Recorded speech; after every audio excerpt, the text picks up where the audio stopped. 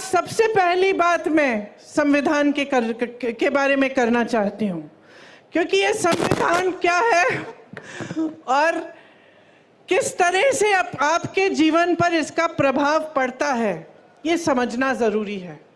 संविधान से आपको अधिकार मिलते हैं। सबसे बड़ा अधिकार ये है कि आप वोट डाल सकते हो। ये आपको अधिकार दिया गया है, देश के किसान को, देश के गरीब को, देश के मजदूर को और देश के प्रधानमंत्री को भी, देश के मंत्रियों को भी, देश के बड़े बड़े शख्सों को भी यही एक अधिकार मिला है। मतलब सबका एक समान अधिकार है।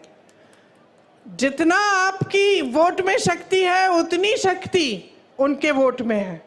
उनकी वोट में आपसे ज़्यादा शक्ति नहीं है। देश में जितने भी देशवासी हैं उनका एक समान अधिकार ये वोट है।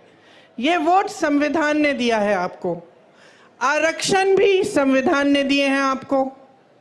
तो जो आरक्षण का अधिकार है कि किसी समुदाय को या किसी जाति को अगर लगता है कि ठीक ढंग से मौके नहीं मिल रहे हैं, काफ़ी सालों से उनके साथ अत्याचार हुआ है या शोषण हुआ है, तो संविधान कहता है कि आपको कुछ अधिकार मिलने चाहिए और आपको आरक्षण मिलना चाहिए।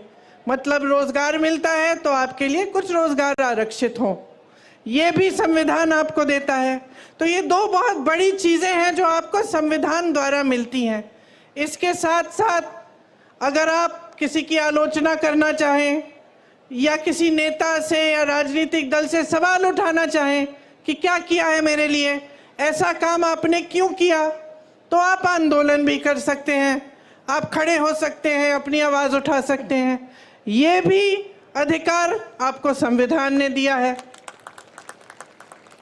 अब जब ये लोग कहते हैं कि संविधान को बदलना चाहते हैं तो इनका क्या मतलब है? इनका मतलब ये है कि जितने भी अधिकार आपको दिए गए हैं वो अधिकार कम करेंगे, उनको कमज़ोर किया जाएगा।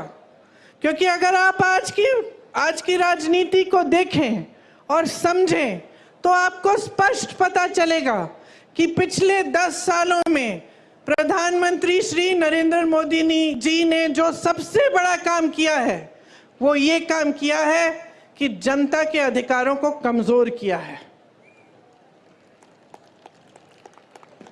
एक ज़माने में, मैं हमेशा ये कहानी बताती हूँ, एक ज़माने में बड़े बड़े प्रधानमंत्री होते थे, वो आपके गांव आते थे, वो आपके घरों में आते थे, और जब आपके घरों और आपके गांव में आते थे तो आप अपना हक मांगते थे। मैंने खुद अपने पिताजी, अपनी दादी जी के साथ देखा है। मैं यूपी के किसी छोटे से गांव में गई, एकदम पिछड़े ज़िले में, जहाँ पे मेरा पहुँचना आज के दिन मुश्किल था क्योंकि बहुत लंबा सफ़र था गाड़ी से। रास्ते में हेलीकॉप्टर लिया, फिर गाड़ी ली, फिर पहुँची। और जब मैं एक गांव में गई तो एक छोटी सी बुढ़िया ने मुझे बताया, छोटी इसलिए क्योंकि इतनी बुढ़िया थी कि वो ऐसी झुकी हुई थी, उन्होंने मुझे बताया कि जब आपकी दादी जी आई थी तो जो खीर मैं आपको खिला रही हूँ ऐसी ही खीर बना के मैंने उनको खिलाया। मैं अपने पिताजी के साथ गांव जाती थी, उनके पीछे पीछे, तो अपने ही संसदीय क्षेत्र में जब वो किसी के घर में चले जाते तो अगर कोई सुविधा नहीं मिली होती, या पानी नहीं आ रहा है, या उस ज़माने में वो इंडिया मार्क 1 लगता था, वो नल नहीं लगा है, या सड़क नहीं बनी है, तो डांट खाते थे।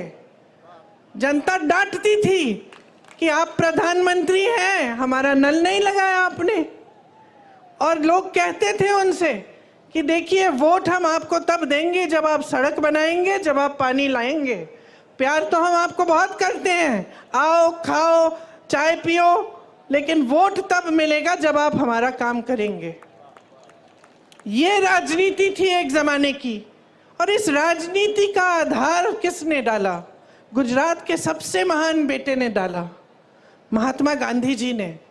महात्मा गांधी जी ने सारे नेताओं से अपनी संपत्ति छुड़वाई, सबको ज़मीन पे लाए, सबको घरों में ले गए, गरीबों की समस्याओं को सुनो और जो जनता है देश की वो सर्वोपरि है। ये बात गांधी जी ने सिखाई। और गांधी जी ने कहाँ से सीखी ये बात? खुद भगवत गीता से, हिंदू धर्म से।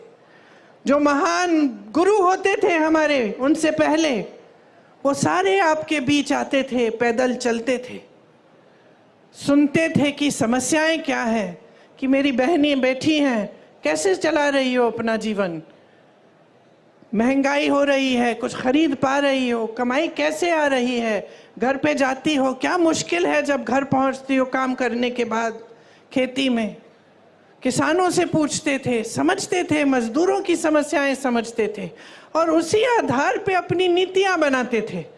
तो अगर कोई नीति बनती थी देश में तो उसे इस आधार पे बनती, जैसे अगर मजदूरों के लिए कोई नीति बनती तो मजदूरों से बातचीत करके बनती, किसानों के लिए कोई नीति बनती तो किसानों की समस्याओं को समझ के, उनकी मुश्किलों को देख के बनती।